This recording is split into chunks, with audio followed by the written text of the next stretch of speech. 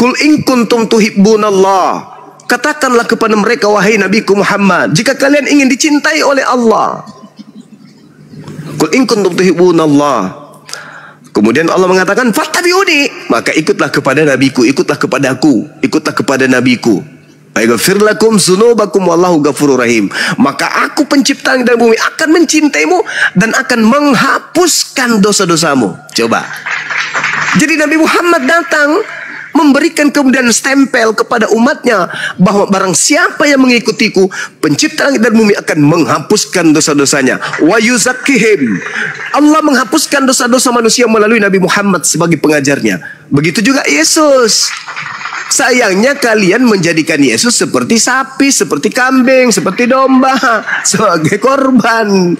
Yesus itu kau jadikan korban, tumbal. Nabi Muhammad itu adalah jalan. Ketika manusia ingin dihapuskan dosa-dosanya, satu-satunya jalan apa? Beriman kepada Allah dan beriman kepada Nabiullah Baginda Muhammad sallallahu alaihi wasallam. Kami bukan ditebus. Tebus itu pegadaian. Dan Tuhan itu tidak menebus. Tuhan itu menghapus dosa. Itulah enaknya di Islam.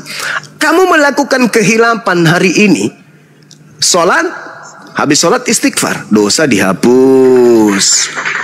Melakukan dosa, maghrib, dosa terhapus. Enak kali lah. Iya makanya tidak ada yang korban, tidak ada tumbal-tumbalan, tidak ada persembahan sesajen. Itu ritual gini loh Bang Juma. Itu kaidah dalam sebuah agama. Itu hanya ritual. Mungkin mana lagi? Ritual itu nggak bisa menghapus dosa. Hei saudara, 2 Tawarik 7:14, aku Tuhan mendengarkan kepada hambaku yang bertobat kembali dari jalan-jalannya yang jahat. Aku mendengarkan dari surga dan aku mengampuninya dari surga. Ngapain Tuhan datang jadi bayi? Iya, mama minum cucu ma. Habis itu dia jadi korban, menjadi tumbal untuk dosa-dosa kalian. Ngapain? Itu pagan. Yang benar itu adalah Rabbana ajaran atina fid dunya hasanah wa fil akhirati hasanah wa qina adzabannar. Itu yang betul. Memohon pengampunan kepada pencipta dan bumi yang maha pengampun, barulah terhapuskan. Bagaimana Yesus pula kau tuhankan? Yesus itu selama 33 tahun sibuk berdoa kepada Tuhannya umat Islam. Kau pula menuhankan Yesus. Kan aneh itu saudara Kepas. Itu aneh. Yang betul itu ajaran Islam, wa yuzakkihim, menghapus Sema Israel. Jadi gini ya, Yesus itu sama dengan Elohim Yahweh. Jadi Yesus itu Elohim Yahweh gitu loh. Dari mana kemudian Anda Filipi 2:5-11 lah. Ya, itu Paulus. Dia memakai rupa seorang hamba. Itu Paulus. Oke, kalau Anda mengatakan Yahweh turun menjadi manusia, mengosongkan dirinya, dan tidak kemudian mempertahankan keyahweannya. Pertanyaan saya, ketika dia mati, siapa yang membangkitkan dia dari kematian? Bagi sendirilah. Tidak bisa, karena dia sudah mengosongkan diri. Ayo. Keilahiannya kan di surga. Sudah dia tinggalkan. Dia tidak mempertahankan. Anda baca. Dia mengosongkan diri. Dia tidak mempertahankan. Artinya dia menjadi hamba. Mati. Siapa yang membangkitkan dia? Kan dibilang Elo la basabatani. Aku mengapa kau tinggalkan aku? Berarti kan ilahi itu kan berarti ada Tuhan ilahi lain. Itu kan masih di surga. Berarti ada Tuhan lain yang membangkitkan. Ayo, itulah Tuhanku. Baca kitab saudara. Ayo, bagaimana kemudian di dalam kisah para rasul, kisah para rasul 2 nomor 36 juga itu siapa yang membangkitkan? Ayo. Maka dia dibangkitkan oleh Allah.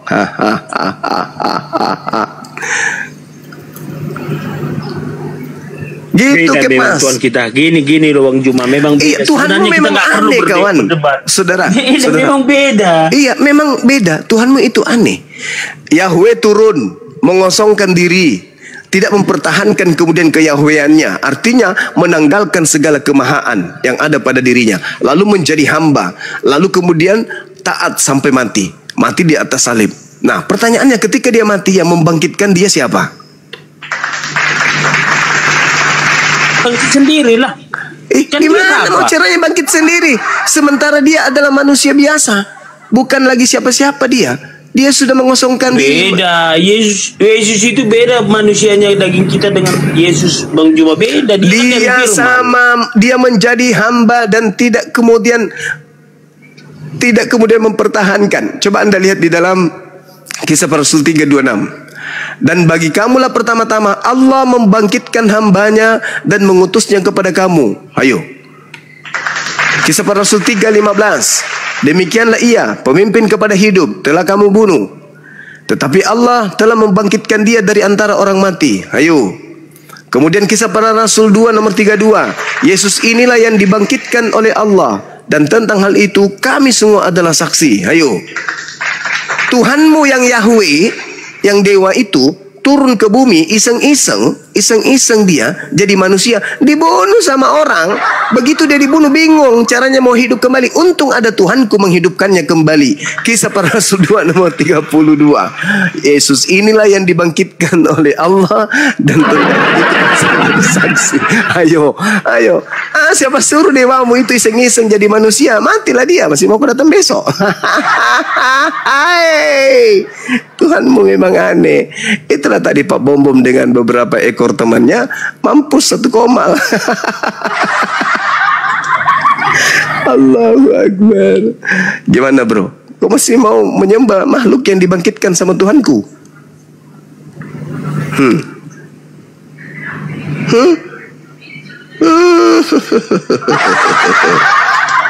Tuhannya pas dibangkitkan oleh Tuhannya umat Islam. Kalau saya kan udah di matre masuk surga. Matre lagi. Matre 10.000 tahun depan sudah berganti matre 5.000, 15.000. Gak laku lagi nanti. Matrainya kan darah Yesus. Darah lagi. Kematiannya. Mati, tapi dia nggak bisa bangkit kalau tidak dibangkitkan. Makanya pas orang Kristen itu sadar bahwa tidak sanggup kemudian membawa poin pengajaran penyembahan kepada makhluk roh kepada dunia tanpa mereka mengambil kitabnya orang Yahudi. Maka mereka butuh bantuan senjata untuk menyesatkan anak keturunan Adam. Apa itu? Mencocok-cocokkan pola yang ada dalam kitabnya Yahudi dengan konsep paganisme agar bisa menyesatkan banyak orang. Kau lihat penginjil-penginjil yang ada, yang mengajarkan Bible yang ada. Apa yang mereka bacakan setiap saat? Membaca perjanjian baru, surah-surah Paulus. Habis itu dia ambil kitab-kitab Yahudi. Di dalam Tawarik, di dalam Yesaya, di dalam Ulangan. Kenapa harus mengambil kitabnya Yahudi? Karena kalau hanya perjanjian baru yang dipakai, semuanya akan nampak paganismenya. Coba, bagaimana Kristen bisa menolong paganisme yang ada dalam agamanya ketika kita berbicara mengenai Filipi 2 nomor 6 nomor 7 8? Bisa nggak tertolong? Nggak bisa. Dewa Theos turun ke bumi, mengosongkan diri, tidak mempertahankan keteosannya, melainkan mengosongkan dirinya, lalu mengambil rupa hamba, lalu menjadi sosok manusia, lalu taat, bahkan taat sampai mati di atas tiang salib. Tanpa bantuan kitabnya Yahudi, maka berjuta persen orang akan beranggapan Filipi ini adalah agama pagan. Karena dewa Theos nusul ke bumi menjadi manusia, reinkarnasi menjadi manusia, kuclu, itu ajaran pagan. Untung saja kalian bisa mengambil terjemahan kitabnya orang. Tapi dulu memang kalian berhasil. Namun sekarang sudah lahir apologet Islam, semakin susah Aliteng ini mengajarkan agama pagannya di Nusantara ini. Gitu kawanku. Kalau aku terserah lah mau bilang apa, yang penting sudah kuingatkan penyesalan itu selalu datang terakhir gitu loh. Betul sekali. Enyahlah daripadaku, kalian semua adalah pembuat kejahatan. Aku Yesus tidak mengenal Kristen. Itu dalil. Ada itu 7. Dibilang nggak ada itu Kristen, dibilang aku kan udah tahu aku isinya semua. Loh, kok tidak ada Kristen disebut di sana? Sekarang kalau Anda mau jujur, siapa yang memanggil Yesus Tuhan? Islam, Hindu, Buddha, ateis, atau Kristen?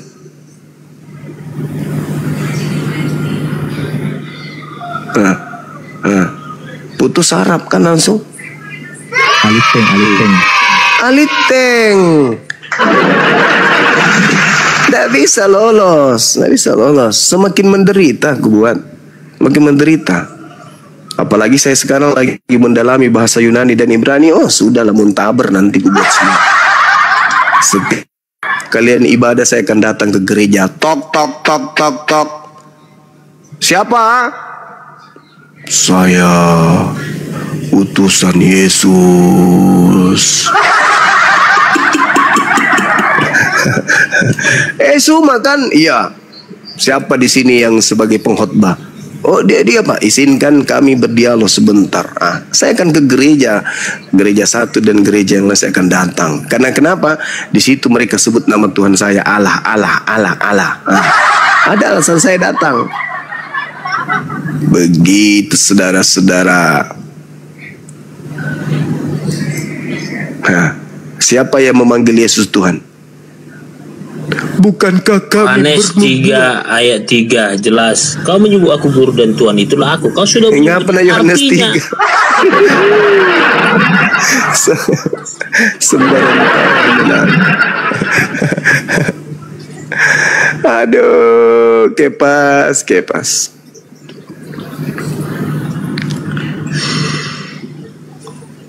Menderita kalian ya. Nabi Muhammad kan nggak bisa membangkitkan orang mati. Loh, semua manusia nanti akan dibangkitkan dari kematian. Tak ada satupun yang tidak bangkit. Enggak gini, kenapa Nabi Muhammad itu tidak lebih hebat dari Yesus? Karena Yesus Tuhan, Nabi Muhammad manusia biasa. Hebatnya Yesus itu apa? Membangkitkan orang mati. Nabi Muhammad itu membangkitkan batu-batu kerikil. Alauma. Sorry ala Sayyidina. Masya Allah. Nabi Muhammad, daging yang sudah dimasak, bayangkan itu. Daging domba, kambing yang sudah dimasak pun bicara oleh beliau. Gila nggak tuh? Ya Yesus membangkitkan adiknya Maria, si Lazarus, kan baru-baru aja mati. Kan udah 3 hari lebih meninggal. Iya baru-baru itu. Tapi kalau batu, kapan hidupnya? Nabi Muhammad membuat kemudian kerikil yang dipakai bertasbih itu pun ikut berzikir. Gila nggak? Aduh, udah dongeng itu. Aduh, udah dongeng. Itu kamu katakan dongeng karena kamu tidak imani. Karena kamu tidak imani. Itulah bedanya. Itulah bedanya. Nabi Muhammad ketika diracun makan makanan yang sudah dimasak ini, paha domba yang sudah dimasak ini pun berbicara, wahai Rasulullah, wahai kekasih Allah, aku telah dibumbui oleh racun oleh perempuan Yahudi itu. Langsung dibentakkan oleh Nabiullah. Secara logika ya. Pertanyaan saya, bisa nggak Yesus kemudian membangkitkan domba yang sudah mati? Jangan yang sudah direbus, yang mati, bisa nggak? Yang udah dikubur aja bisa di apa-apa. Bukan itu pertanyaan saya. Kalau kita mau imbangkan, Nabiku punya kesaktian seperti itu, mujizat kayak begitu. Nah sekarang Yesus bisa nggak? Sementara Yesus sebelum melakukan itu berdoa dulu. Ya Bapa, orang banyak ini. Nabi Muhammad tidak tahu dia kehilangan untanya ketika berdoa dulu. Ya samanya Yesus juga tidak tahu. Nggak tahu dia untanya di mana. Nah rupanya Yesus orang Yahudi mengatakan Yesus berarti ini saja, bukan nabi. Saudara, Yesus tidak tahu siapa yang menyentuh jubahnya. Ayo. Jubah apa? Jubah yang mana? Ya jubahnya. Pas di mana? Yesus ini tidak tahu siapa yang menyentuh jubahnya. Dia bingung. Ini seorang Tuhan. Markus 5 nomor 30. Segera Yesus menyadari ada kuasa yang telah keluar dari dirinya. Dia menoleh ke antara kerumunan. Siapa yang menyentuh jubahku? Dia nggak tahu siapa yang memegang jubahnya dari belakang. Bingung dia. Sebenarnya dia tahu. Hanya butuh pengakuan orang-orang sebelah. Dia tahu. Gitu loh.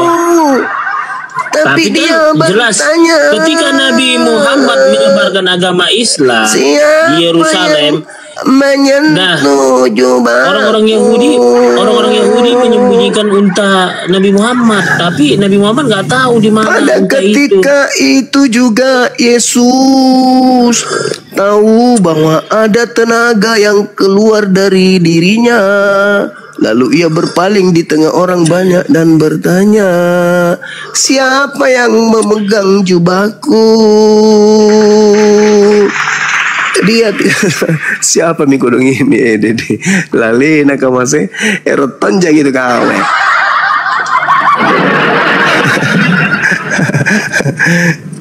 Dia minum kopi campur masako nggak bagi-bagi. Begitu saudara Kepas. Kalau Kristen kan ajaran yang benar Kristen. Benarnya di mana? Menyembah makhluk. Ditanya lagi benarnya di mana? Menyembah mempertuhankan makhluk bernama Yesus itu benarnya di mana? Hukum Taurat, Injil itu sudah lengkap. Lengkap dan tapi kami tidak mau ada lengkap tapi tidak dipakai. Kalau kamu pakai Injil, coba kalau kamu pakai Injil, saya ingin bertanya samamu. Dalam kitabmu yang kamu sebut Injil, sama tidak antara Allah atau Allah dalam konsep kalian dengan Tuhan? Sama tidak? Beda. Beda kan? Nah, tepuk tangan dulu. Dengarkan teman-teman. Menjelang salat subuh, saudara Kepas mengatakan antara Allah dengan Tuhan itu berbeda. Oke, saya baca kitab kalian kalau kau paham Bible. Di 1 Korintus 8 nomor 6. Namun bagi kita hanya ada satu Allah, yaitu Bapa. Dan dari Dia berasal segala sesuatu, dan yang untuk Dia kita hidup. Dan satu Tuhan saja, yaitu Yesus Kristus. Beda nggak antara Tuhan dengan Allah? Sama. Tadi dibilang beda, sekarang dibilang sama.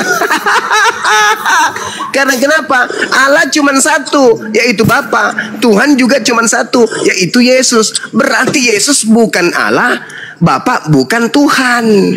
Karena cuma satu Allah, yaitu Bapa. Kalau Yesus ikut-ikutan di situ berarti Allah ada dua. Kalau Bapa ikut-ikutan juga di Tuhan berarti Tuhan ada dua. Masing-masing berdiri. Satu Allah yaitu Bapa, satu Tuhan yaitu Yesus. Itu makanya aku bilang orang Kristen ini bukan cuman sarafnya yang kejepit, bukan. Otaknya yang nggak ada, nggak ada. Bicara masalah keyakinan, orang Kristen ini jangan diajak diskusi, nggak layak. Kitabmu sendiri 1 Korintus 8 nomor 6. Sebab kita hanya memiliki satu Allah, yaitu Bapa, dan satu Tuhan, yaitu Yesus. Ada berapa Tuhan? Ada satu. Siapa Tuhan yang satu itu? Yesus. Bapak bukan Tuhan, karena cuma satu Tuhan, yaitu Yesus aja. Ada berapa Allah? Cuma satu. Siapa Allah itu? Bapa. Berarti Yesus bukan Allah. Allah juga. Kan cuma satu Allah, yaitu Bapa.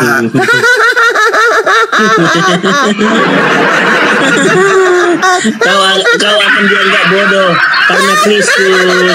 Kau akan bodoh dianggap karena Kristus. Ada berapa Tuhan? Satu. Bapak? Tuhan. Atau Yesus? Tuhan itu. Bapak Tuhan. Apa? Loh, hanya satu Tuhan. Yesus tok saja. Dalilnya jelas. 1 Korintus 8:6. Hanya ada satu Tuhan, yaitu Yesus. Bapak, Bapak, dia Allah posisinya. Ayo. Bapak itu satu-satunya Allah. Bapak satu-satunya Allah. Bang Juma beda. Saudara, tauhid dia beda. Nggak tahu. Kampret. Memang Kristen nggak tauhid. Kristen itu banyak Tuhannya karena ajaran dari Roma. Hanya ada satu Allah, yaitu Bapa. Dan hanya ada satu Tuhan, yaitu